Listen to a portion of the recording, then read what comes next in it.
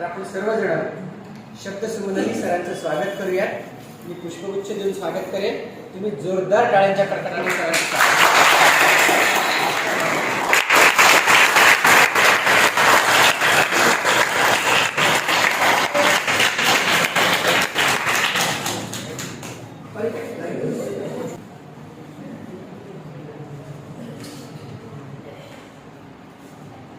आपण हे बघितलं काय म्हटलं, फक्त एक वेळा माझं म्हणणं ऐका आणि त्या म्हणण्यानुसार जर तुम्ही वागत गेला तर निश्चितच तुम्हाला आरोग्याची अनुभूती मिळेल। नेक्स्ट मध्ये आपण जेव्हा इथे म्हणतोय की माझा जो मार्ग आहे expressway to health and vitality, सोपा मार्ग आहे, सरळ मार्ग आहे, याच्यात कुठलेही किचकट मार्ग नाही, सोप्या पद्धतीने तुम्हाला जाता येईल आरोग्याकडे। पण आरोग्यात जर आपण बिघाड केला खाण्यापिण्याच्या माध्यमातून सगळं आपलं आयुष्य उद्ध्वस्त होतं। आज एक महत्वाची गोष्ट झालेली आहे बघा की स्टोन काही काही लोकांना वारंवार होतात की नाही। तर मी तुम्हाला महत्वाची गोष्ट माझा परिचय माझ्या स्वतःच्या माध्यमातून दिला असता। तत्पूर्वी तुम्ही जे इथं सगळे माझ्या पुढ्यात बसलेले आहेत ना, तुम्हा सगळ्यांसाठी मनापासून मी एक वेळा जोरदार टाळ्या वाजवतो। आणि तुम्ही इथे आलेला आहात, हा वेळ हा काळ तुमच्या आयुष्यात कधीच परत येणार नाही, त्याच्यामुळे तुम्ही स्वतःसाठी पण एक वेळा जोरदार मनमुराद टाळ्या वाजवा।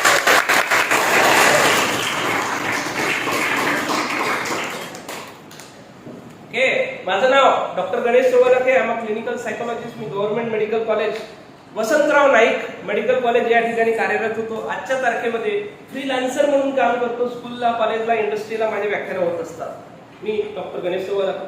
युट्यूबला सुद्धा माझं चॅनल आहे डॉक्टर गणेश सोवलाके या नावाने, माझे बरेचसे व्हिडिओज तुम्ही त्याच्यावर पण बघू शकता। आता आपण what is health as per WHO काय म्हटलं सांगितलं, पण या व्याख्येच्या माध्यमातून आपल्याला संध्याकाळी घरी गेल्यानंतर काय खायचं याचा मेन्यू दिसते का इथे? नाही दिसत। दिसतो का? नाही। आपल्याला काय दिसलं पाहिजे, त्या व्याख्येमधून एक काहीतरी निर्णय घेता आला पाहिजे। व्याख्या कशासाठी करतो माणूस? निर्णय घेण्यासाठी। पण या व्याख्येतून निर्णय कधीच घेता येत नाही। घेता येतो का? एक मुलगी मला भेटली होती, सर म्हणे मी मेंटल इमॅजिनेशन करते म्हणे आणि माझं सगळे काही काम होऊन जाते। म्हटलं एक काम कर, भूक आहे, पोटाला भरपूर तीक्ष्ण भूक लागलेली आहे आणि तू काहीच खाऊन नाही राहिली, या कंडिशन मध्ये मेंटल इमॅजिनेशन कर की मी जेवण केलंय, मी जेवण केलंय। किती वेळ होईल बरं साध्य? किती वेळ होईल? 1 मिनिट, 2 मिनिट, 1 घंटा, 2 घंटे, 3 घंटे, बस। त्याच्यानंतर ते मेंटल सगळं जागेवर, पहिलेपर्यंत पोटपूजा, नमून देवपूजा, बरोबर ना? तर त्याच पद्धतीने या व्याख्येमधून कुठलाच आपल्याला अर्थबोध लागत नाही। संध्याकाळी घरी गेल्यानंतर खायसाठी काय बनवायचं याचा लागतो काय निष्कर्ष इथं?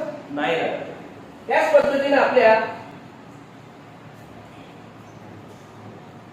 आयुर्वेदाची व्याख्या बरोबर अशीच आहे, पण या व्याख्येमध्ये सुद्धा समदोष समाप्तीच समधातू मलप्रिय म्हणजे काय? आता जे आपल्या शरीरामध्ये धातू निर्माण होतात आणि दोष कोणते? वात, पित्त, कफ, बरोबर ना?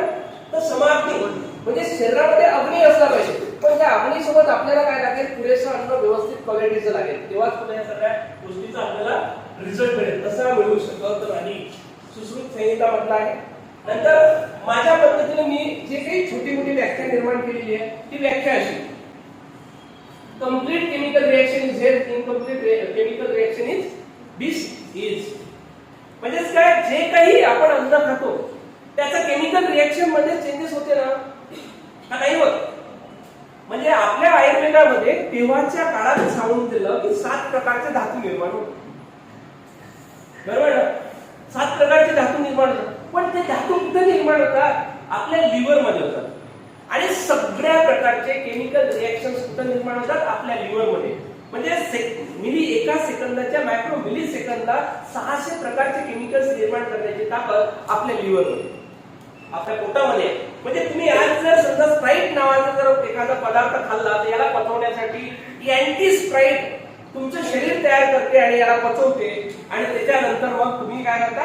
शांत होता, तृप्ती होते। पण हे स्प्राईट एवढं खतरनाक आहे, जेव्हा तुमच्या शरीरात जातं तेव्हा ऑटोमॅटिकली तुमच्या शरीराच्या शुक्र धातूचा नाश करण्यासाठी हे कारणीभूत ठरतं. कशाचा? म्हणजे ज्या शुक्र धातूला निर्माण करण्यासाठी रसापासून शुक्रापर्यंत आपण गेलो, ते शुक्र सुद्धा यानं काय झाला, भस्म झाला. कसा झाला याचं जर प्रात्यक्षिक जर आपल्याला बघायचं झालं तर आपण शरीरामध्ये कार्बन डायऑक्साईड घेतो का फेकतो? बाहेर फेकतो ना. मग याच्यामध्ये काय आहे? Carbon dioxide. मग जेव्हा कार्बन डायऑक्साईडची मात्रा जेव्हा तुम्ही तुमच्या शरीरामध्ये घ्याल तर तुमच्या शरीरातलं कार्बन डायऑक्साईड वाढेल की ऑक्सिजन वाढेल? मग कार्बन डायऑक्साईड वाढला तर ऑटोमॅटिकली तुमचं शरीर ऍसिडिक होईल की अल्कलाइन होईल? काय होईल? ऍसिडिक ना. बरं, ऍसिडिक आणि अल्कलिनिटी टेस्ट करण्याचं एक परिमाण असतं. त्या परिमाणाला काय म्हणतात? पीएच. पीएच म्हणजे पॉवर ऑफ हायड्रोजन, बरोबर आहे? आणि त्याचा एक असा चार्ट असतो, छान सुंदर पैकी असतो. याला म्हणतात न्यूट्रल. याला काय म्हणतात? न्यूट्रल. आणि इकडे काय आहे? ऍसिडिक. इकडे अल्कलाइन. बघा, सापाचं विष कसं असतं? अल्कलाइन असतं. आणि ते ह्या कॅटेगरीचं असतं 14.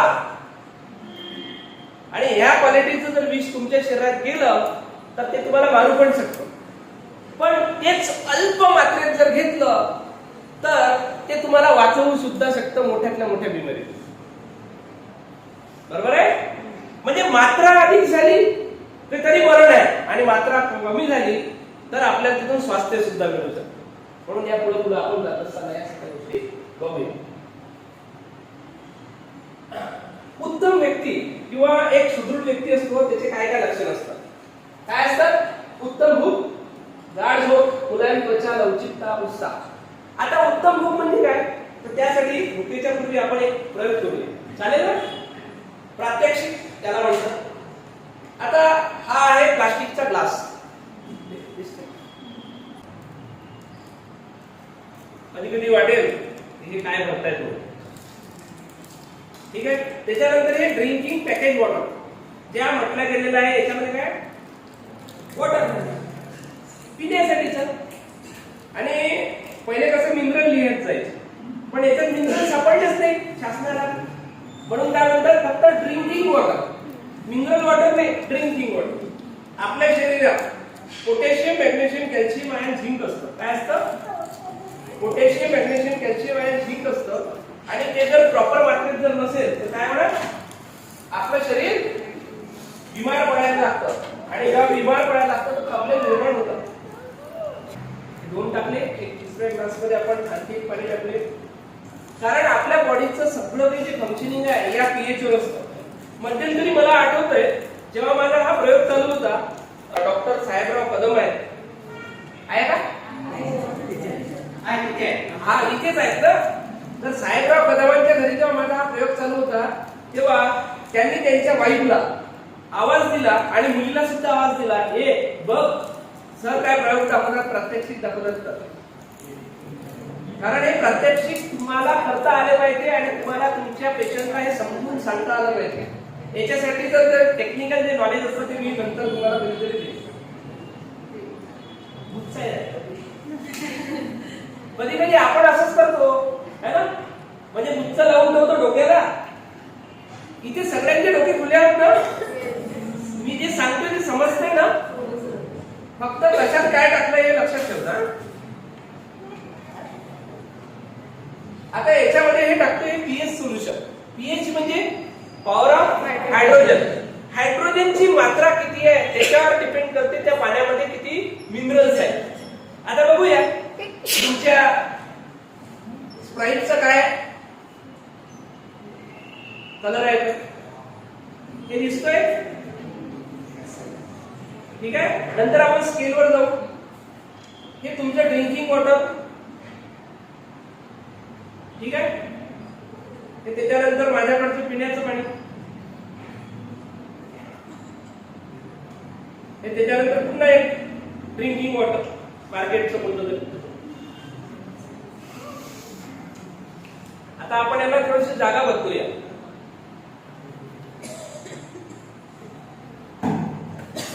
आता इथे काय दिसतंय तुम्हाला? श्वास आणि प्रश्वासच्या प्रक्रियेमध्ये म्हणजे जे आपलं ऑक्सिजन बफर सिस्टम आहे त्याला आपण केमिकल बफर सिस्टम म्हणतो ना, बरोबर ना. तर जेव्हा तुम्ही ऑक्सिजन घेताय शरीरामध्ये तर जवळपास 98% ऑक्सिजन तुमचा यूज होतो. मग किती पर्सेंट शिल्लक राहतो? 2% शिल्लक राहतो. आणि हा 2% तुमच्या शरीरामध्ये काय निर्माण करतो? फ्री रॅडिकल्स निर्माण करतो. आणि त्याच्यात मग अशा कंडिशनचे जर पेय आपण जर टाकू तर काय होणार आहे ते बघ. तुमच्या रक्ताचा पीएच किती आहे? 7.4.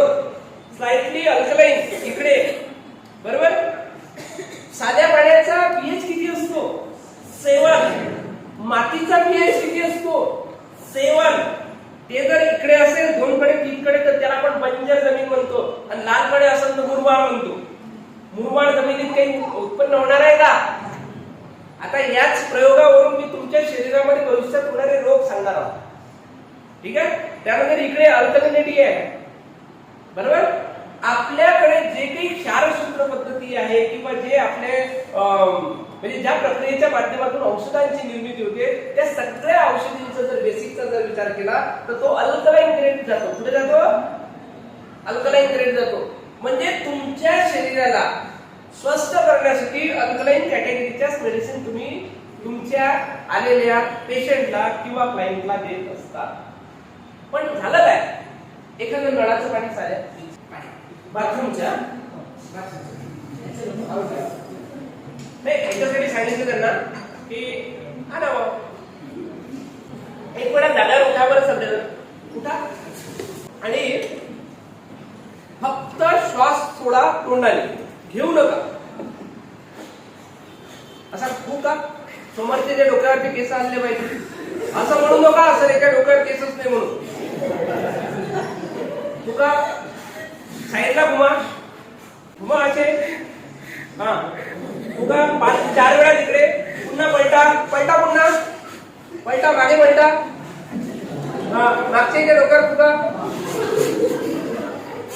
हा साईडला पुन्हा पलटा. पूर्ण राऊंडवर प्रदक्षिणा करायची आहे स्वतःभोवती. काही लोकांनी सारख्या प्रदक्षिणा मारल्या, काही लोकांनी उलट्या प्रदक्षिणा मारल्या. कारण संस्कार धूळ खात चाललेत. कारण प्रदक्षिणा कशी होत ते माहिती. तर करा तोंडाने फुकफुक करा.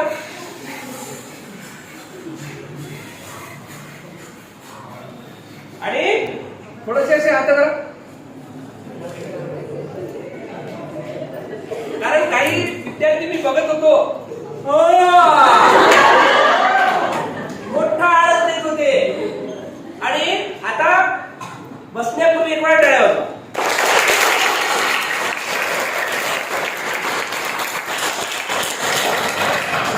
आता बसल्या बसल्या हळूहळू फुकत राहा. आणि म्हणजे असं लक्षात का करायचं? ही एक्सरसाइज जर करू म्हणजे तुम्ही जे वॉक करता माहिती ना, वॉकिंग करताना जर तुम्ही 2 किलोमीटर फिरत असाल फक्त नाकाने श्वास घेऊन, आलं का लक्षात? आणि 2 किलोमीटर झाल्यानंतर थकून जात असाल, आता काही होत नाही माझ्याकडे, अशी कंडिशन जर येत असेल तुमच्यावर तर काय करायचं? तोंडाने श्वास बाहेर फेकायचा, घ्यायचा नाही, फक्त फुकत जायचं. म्हणजे कार्बन डायऑक्साईडला खाली करायचं. आलं लक्षात? कार्बन डायऑक्साईडला खाली करायचं आणि आपल्या शरीराला अल्कलाइन बनवायचं. हे हार्टच्या पेशंटसाठी माझ्याकडे जे येतात त्यांना मी सांगत असतो एक्सरसाइज. इव्हन ज्यांना थायरॉइडची समस्या असते त्यांना सुद्धा ही एक्सरसाइज सांगत असतो. आपण या पाण्यामध्ये सुद्धा हे लिक्विड टाकून बघूया.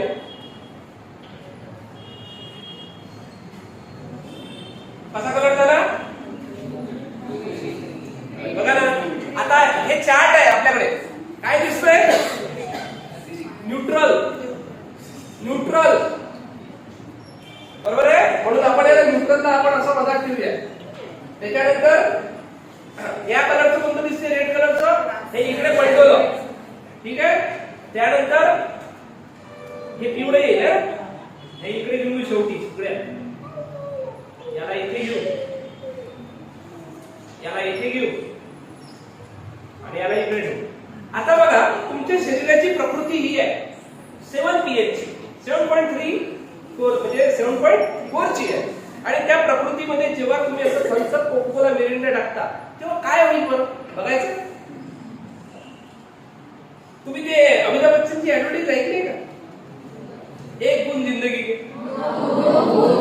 अरे यार मी एकच ऐकली होती ना, माझ्या वेळेस कदाचित चुकीची ऍडव्हर्टाईज करते, पण ठीक आहे 2 गुण म्हणते. आपण एक काम करूया, या बाकी याच्यामध्ये जसं आता तुमचं नेचर आहे हे बॉडीचं, या बॉडीच्या नेचर मध्ये फक्त एक झाकण, किती झाकण, एक झाकण स्प्राईट टाकल्यावर काय होते ते बघूया.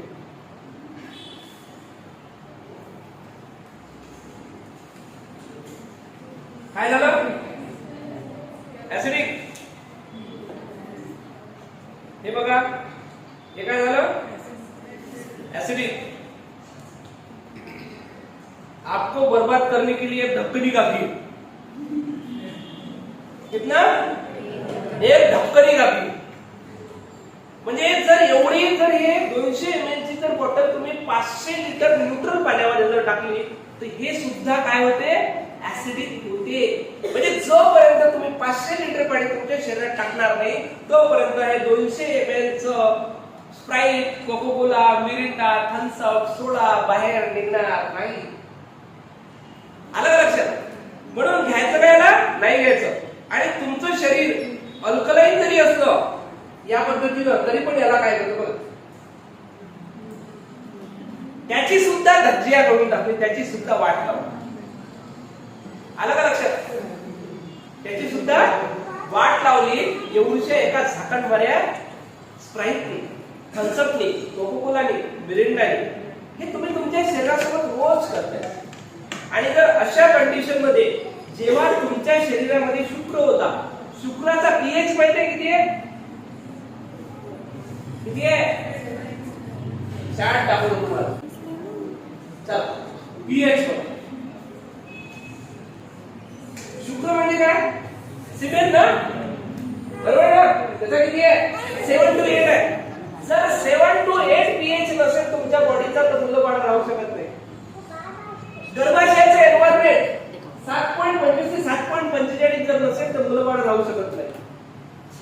इव्हन जे अम्बिकल वेज कॉर्ड जे असतं बाळाला ज्याच्यातून न्यूट्रिशन मिळतं त्याचं सुद्धा पीएच असतं 7.18 to 7.38. आणि त्या बाळाच्या भोवती जे सुरक्षा कवच असतं, काय असतं, सुरक्षा कवच जे असतं पीएच चं ते सुद्धा जवळपास 8 पीएच चं असतं. आणि 1 पीएच न जरी कमी झालं ना तर मिसकॅरेज. काय होतं, मिसकॅरेज. आता वेगवेगळ्या ठिकाणी जसं वॉटरचा सेवन आपला जो घाम असतो 5.5 पीएच चा असतो, पण त्याच्यात 1% जरी फरक झाला ना, म्हणजे रक्त बनत असताना थोडीशी जरी त्याच्यात चुकीची प्रक्रिया घडली की सगळे 7ही धातू बिघडतात ना. मग ते 7ही धातू कशामुळे बिघडतात, अशा पद्धतीचे आपलं सॉफ्ट ड्रिंक वगैरे, कोल्ड ड्रिंक वगैरे. आणि जेव्हा हे तर टाकू तेव्हा बघा काय होतं,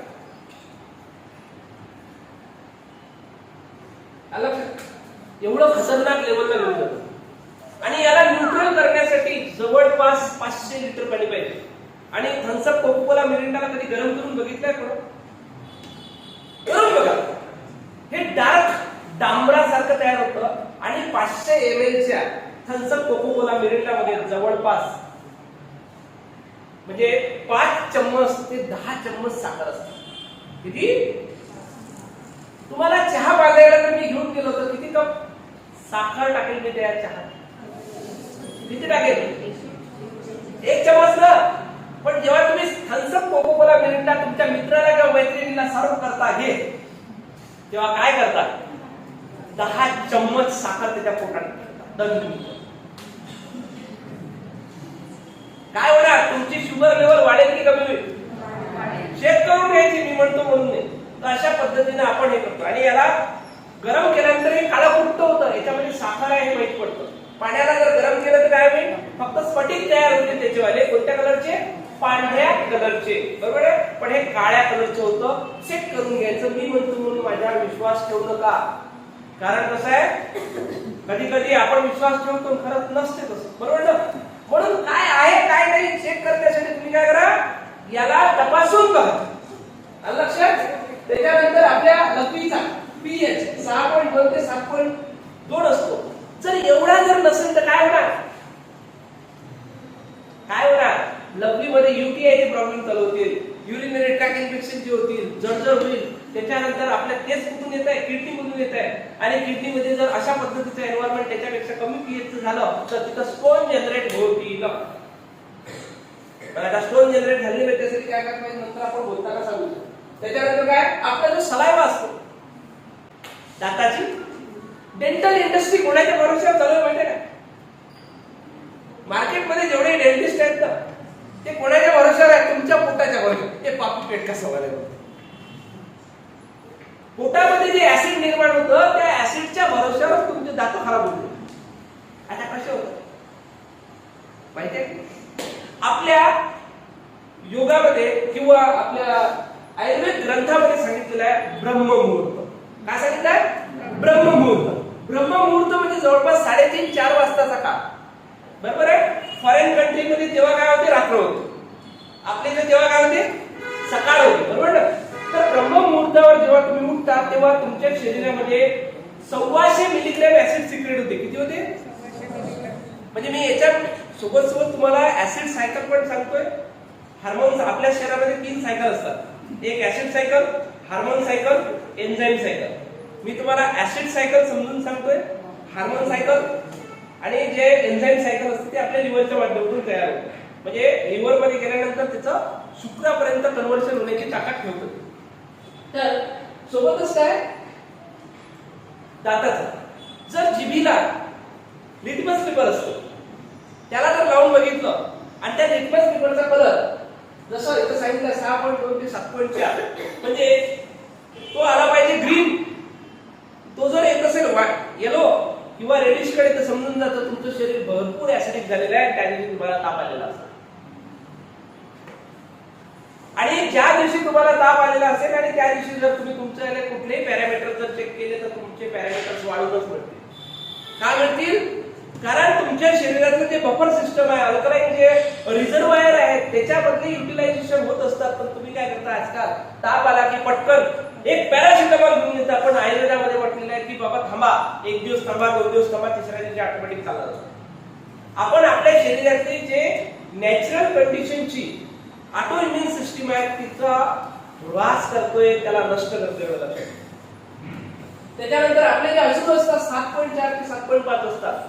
जर त्याचा 1 पॉइंट जरी पीएच सरकला ना तर कॅटरॅक्ट निर्माण होतो. तिथे काय निर्माण होतो? हे असेच नाही लिहिले, ते जे लिहिले आहेत ना ते असेच नाही लिहिले आहेत, विचारपूर्वक सायंटिफिकली आहेत ते. लक्षात? याचा उपयोग तुम्हाला भविष्यात प्रॅक्टिस करताना होणार आहे. याचा 1 पॉइंट जरी इकडे तिकडे जरी झाला तरी तुमचे त्याच्या संदर्भातले विकार निर्माण होणार आहे. म्हणून मी सांगतो. त्याच्यानंतर ब्लडचा पीएच 7.35 ते 7.45 असतो. ज्या शरीरामध्ये कॅन्सर निर्माण होतो त्याच्या शरीराचा पीएच, ब्लडचा पीएच 7.35 पेक्षा कमी असतो. काय असतो? कमी असतो. त्याच्या शरीरात ऍसिडिक भरपूर एन्व्हायरमेंट झालं. काही दिवसापर्यंत शरीराने सहन केलं. का सहन केलं? कारण त्याला माहित होतं की बा आज सुधरण, उद्या सुधरण, परवा सुधरण, कधीतरी सुधरण. पण सुधरवायचं नावच नाही येऊन राहिलं. मग शरीर काय म्हणते? बस होईल, अब बर्दाश्त की भी हद होती ना. तर मग बर्दाश्त संपते आणि तेव्हा मोठातलं मोठा डिसीज तुमच्या शरीरामध्ये निर्माण होतं. आणि एकाच दिवसात आपल्याला गुंतागुंतीचा आजार होत नाही, एकाच दिवशी किडनीचा स्टोन होत नाही. त्याच्यासाठी सुद्धा जवळपास 14 वर्षाचा कालावधी लागतो. किती? 14 वर्षाचा कालावधी लागतो. आपण त्याच्याकडे दुर्लक्ष करतो. त्याच्यानंतर गॅस्ट्रिक ज्यूस हे काय? ह्या पीएच असतं 1.6 to 1.8. आलं का लक्षात? पोटातला जो ज्यूस असतो आपण त्याला काय म्हणतो? तीक्ष्णाग्नी. कोणता म्हणतो? तीक्ष्णाग्नी म्हणतो ना. एक असते मंत्र, एक असते समान, एक असते काय? विपरीत. विषम म्हणजे विपरीत ना. बरोबर ना? म्हणजे 4च प्रकार सांगितले ना, 5वा नाहीये. आता या कंडिशनचं जर तुमचा गॅस्ट्रिक ज्यूस बनत असेल 1.6 to 1.8 तर या ठिकाणी कुठलंही अन्न टाकलं तरी पचतं. कारण त्या शरीरात पाणी सुद्धा पचतं, त्या पोटामध्ये मांस मच्छी सुद्धा पचते. बसते का नाही? पण हा जर पीएच थोडासा इकडे वाढला 1.8 पेक्षा थोडा पुढे जरी सरकला तर मग काय होईल? मंदाग्नी होईल. आणि कधी तो 1.6 वर येत असेल, 1.8 मध्ये राहत असेल तर कधी काय होईल? विपरीत होईल. कमी जास्त कमी जास्त. आणि एखाद्याचा एकदमच तो मंथन झालेला आहे तो इकडे असतो 1.8 च्या इकडे. चारही प्रकारामध्ये त्याला आपल्याला म्हणून करता म्हणून आपली अग्नी कशी पाहिजे, तीक्ष्ण पाहिजे, भूक लागल्यानंतर त्यात खाल्ल्या गेलं पाहिजे. आणि इथे सुद्धा जर 1.8 पेक्षा थोडासा जरी बाईक ज्यूस कमी झाला म्हणजे हे पीएच लेवल जर कमी झालं तर तुम्हाला तिथे हर्निया निर्माण होतो. काय निर्माण होतो? हर्निया. कारण ऍसिड आहे ना. आणि जेव्हा लिव्हरचं जे ऍसिड असतं खालच्या कंपार्टमेंट मध्ये जातं तिथं एन्व्हायरमेंट कसं आहे, कसं आहे एन्व्हायरमेंट? तिथं एन्व्हायरमेंट होतं या ग्रेडचं, निळा कलर दिसतोय, अल्कलाईन. अल्कलाईन ग्रेड मध्ये जेव्हा तुम्ही खाल्लेलं अन्न जाईल तर काय होणार? पचेल का सडेल? काय होईल? सडेल. मग सडल्यानंतर काय होईल? तिथं ऍसिड फॉर्म होईल. मग ऍसिडिटी निर्माण होईल, सोबतच पोट चोकावून राहील. बघा तुमच्या शरीरामध्ये ब्रह्ममुहूर्तावर 1,200 मिलीग्रॅम ऍसिड निघालं होतं एवढं.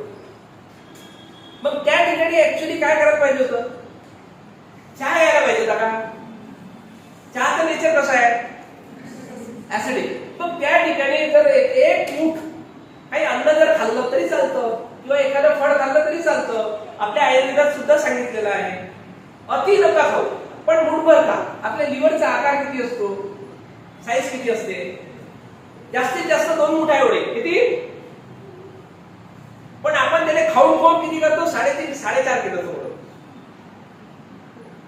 म्हणजे आपल्या आयुर्वेदामध्ये सांगितलेलं आहे की पोटाचे 4 कंपार्टमेंट. किती?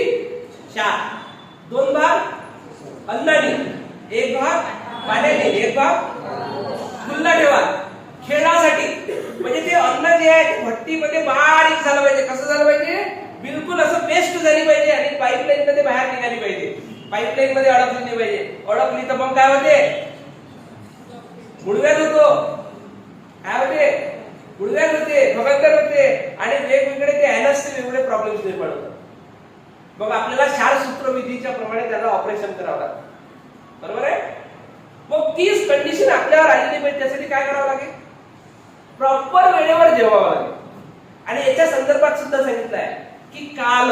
काय सांगितलंय? काल म्हणजे काळानुसार, वेळेनुसार ते तुम्हाला घ्यावं लागतं. सोबतच काय सांगितलंय? देश पण सांगितलंय. बरोबर ना?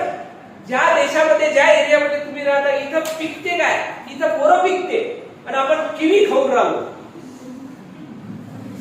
इथं जांब पिकते, आपण काय खाऊन राहिलो? आपण हे ड्रॅगन फ्रूट खाऊन राहिलो. आपल्याला ड्रॅगन नाही बनायचं आहे ना? बनायचं आहे का? नाही. अरे आपल्या देशाची परिस्थिती काय आहे? आपण जर तसं खाल्लं तर काय होणार आहे? विरुद्ध आहार नाही होणार का? होईल ना? म्हणून आपल्याला देश काय आहे, आपण ज्या एरियात राहतो आणि जर मी समजा जर त्या इथे राहू शिमलाच्या प्रदेशात आहोत तिथं जर पोरं खाल्ले तर काय होणार आहे? सर्दी होणारच. सर्दी होणारच. कारण मी काय केलं? विपरीत. तिथं काय पाहिजे होतं? थंड्याला गरम पाहिजे. आणि या ठिकाणी आपला प्रदेश कसा आहे? समशीतोष्ण आहे. कसा आहे? समशीतोष्ण आहे. आपल्याकडे सगळ्या प्रकारचे ऋतू आहे. म्हणजे हिवाळाही आहे, पावसाळाही आहे आणि उन्हाळा पण. आणि आपल्या याच्यात सुद्धा 6 प्रकारचे ऋतू सांगितलेले आहेत. बरोबर ना? शरद पासून टोटल 6 आहेत. बरोबर? तर 6चे 6 ऋतू सांगितलेले आहेत. तसे षडऋतू सुद्धा सांगितलेले आहेत. सांगितले ना? मी म्हणतो म्हणून फक्त मला साथ आणि प्रतिसाद देत चला. तिकडे जर काही विद्यार्थी मोबाईल मध्ये जर बघत असतील तर कृपया माझ्याकडे बघा. तर कारण हा विषय, हा टॉपिक तुमच्या आयुष्यात कधीच येणार नाही परत आणि माझ्या आयुष्यात तुम्ही कधीच परत येणार नाही. त्यामुळे हे मी तुम्हाला सांगण्याचा प्रयत्न करतोय. जे काही तुटपुंज नॉलेज माझ्याकडे आजपर्यंत आलेलं आहे वयाच्या 45-50च्या दरम्यान ते तुम्हाला सांगण्याचा प्रयत्न करतोय. 2007 पासून माझी जी क्लिनिकल सायकोलॉजीची प्रॅक्टिस होती त्या प्रॅक्टिसच्या सोबत मी याचं पण थोडं अध्ययन करत गेलो आणि अध्ययन करता आज जे काही नॉलेज प्राप्त झालेलं आहे म्हणजे जवळपास 20-22 वर्षाचं जे काही कॅल्क्युलेशन आहे ते तुमच्या समोर मांडतोय. आलं का लक्षात? याच्यातले 20-22 वर्षाचे काही मुलं मुली असतील तेवढं वय लागतं तेवढं सगळं गॅदर्ड करायला. तर ते सांगण्याचे प्रयत्न करतो. त्यानंतर आहे आपलं बाईल.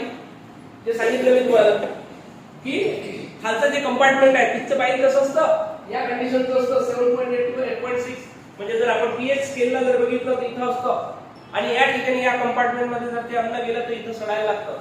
जसं तुम्ही बेकिंग सोडा टाकता याच्यात ढोकळ्यामध्ये, मग तसा तो फुगते, मग फुगल्यानंतर काय होते, जागा वाटते तो. तसंच जेव्हा तो इथच्या कंपार्टमेंट मध्ये जेव्हा आपलं अन्न खाल्लेलं आणि बगर पचलेलं अन्न तिथं जेव्हा जाते तिथं सडते, फर्मेंटाईज होते आणि वेगवेगळे किडे सुद्धा पडतात. म्हणून आपल्याला काय करायचंय, आपल्या आरोग्याची ऐशी करायची नाही. त्यासाठी आपल्याला या सगळ्या गोष्टींचं लक्ष. त्यानंतर सायनोव्हेरिक फ्लुइड आहे, जॉईंट्स. आता लोकांचे जॉईंट्स दुखतात, बरोबर आहे, दुखतात ना. तर वय वाढणार आहे की कमी होणार आहे?